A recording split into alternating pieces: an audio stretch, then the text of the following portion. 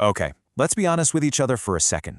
Have you ever wondered why, despite our absolute best intentions, New Year's resolutions almost always fail? I mean, it's a universal, almost comical frustration we all share.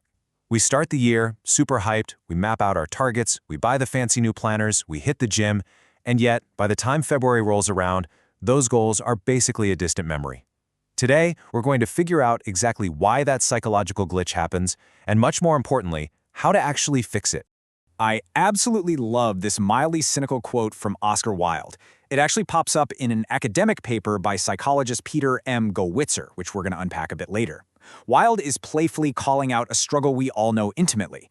You know, the whole road to hell is paved with good intentions thing.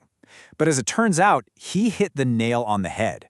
Relying purely on sheer willpower and a great attitude might literally be an attempt to interfere with the scientific laws of human behavior.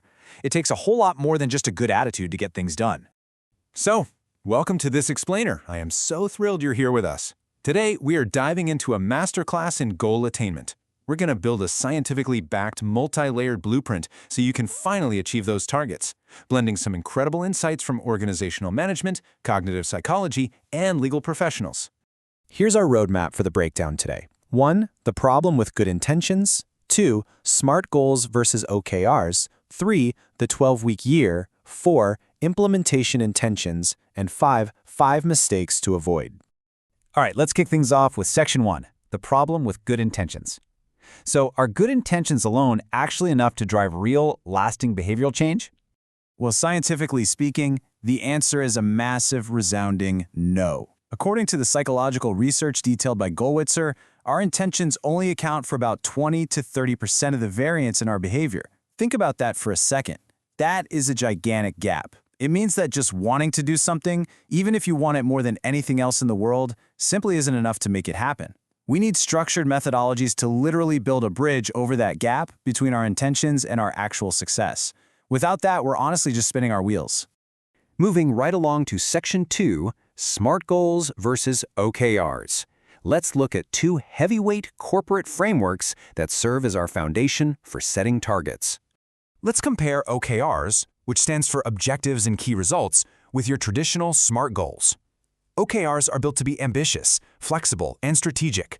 They're designed to drive broad alignment across a big vision. They are aspirational.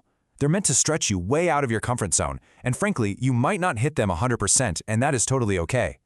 SMART goals, on the flip side, are highly tactical, specific, rigid, and above all, achievable.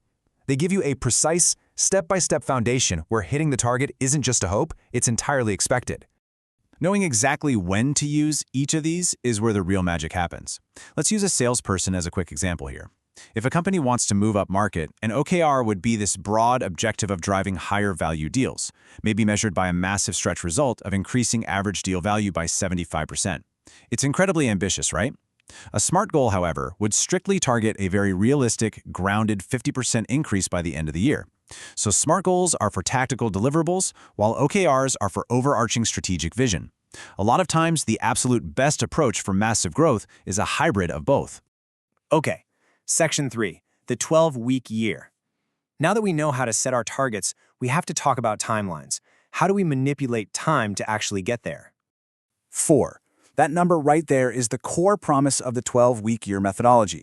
The radical idea here is that you can achieve 4 times more in a single year just by totally changing your perception of time.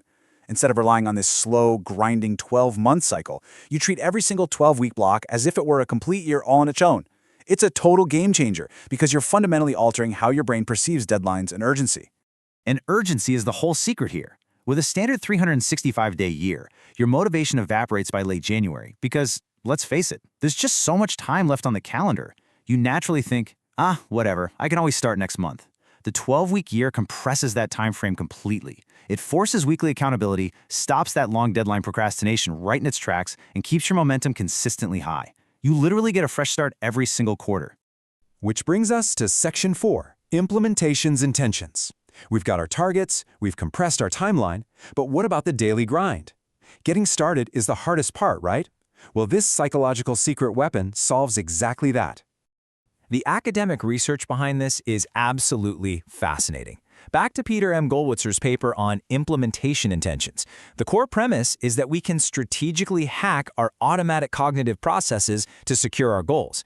Instead of heavily relying on conscious effort and draining our willpower for every single tiny task, we can bypass all of that.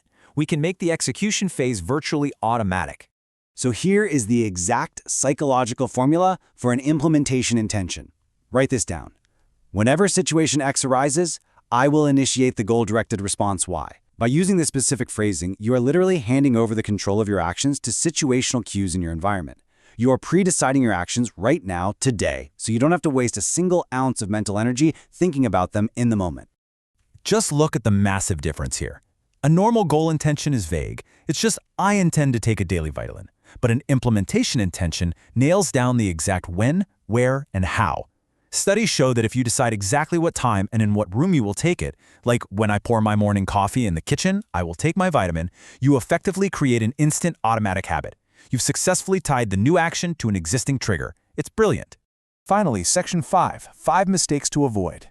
We've built an incredible framework today, but to make sure you don't hit any nasty roadblocks, let's run through a rapid-fire troubleshooting guide of goal-setting mistakes, courtesy of trial lawyer Zach Wolf. Mistake number 1 is setting way too many goals. Having specific, measurable targets is fantastic, but scattering too many of them across your life is going to severely dilute your mental focus. You literally can't conquer everything all at once. A cluttered list just leads straight to burnout. You've got to eliminate the noise and aggressively prioritize. Mistake number 2, padding your list. Don't set goals for things you already enjoy doing or are required to do anyway. For instance, Wolf points out that if you already love doing CrossFit 5 times a week, that has no business being on your goal list.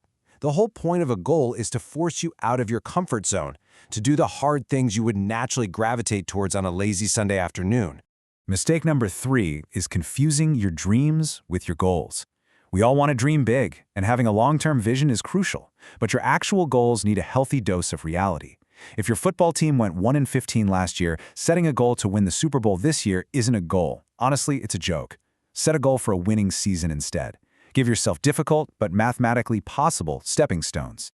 Mistake number 4 is brutal, but it's incredibly simple, not actually setting aside time to work on them.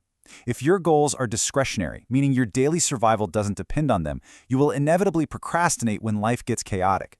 You absolutely must block out time on your calendar, specifically dedicated to these targets, and you have to treat that blocked time with the exact same respect as a mandatory meeting with your boss. And mistake number 5 is focusing way too much on results rather than the process. Think about the difference here. A results goal, like getting a new client every quarter, is an outcome you cannot entirely control. The market shifts, unexpected things happen, right? But a process goal, like publishing a blog post once a week or making 10 cold calls a day, is an action totally within your control. Focusing on that daily process keeps the power firmly in your hands and really protects your motivation when things don't go perfectly according to plan. Which brings us to the end of this explainer. We've seen exactly why good intentions aren't enough, how OKRs and SMART goals structure our ambitions, how the 12-week year cranks up the urgency, and how implementation intentions literally automate our actions. So I'm going to leave you with this challenge. What situation X will you use today to trigger your next goal-directed response? Take that formula, pick a cue in your environment right now, and go make those goals automatic. Thanks so much for joining me today.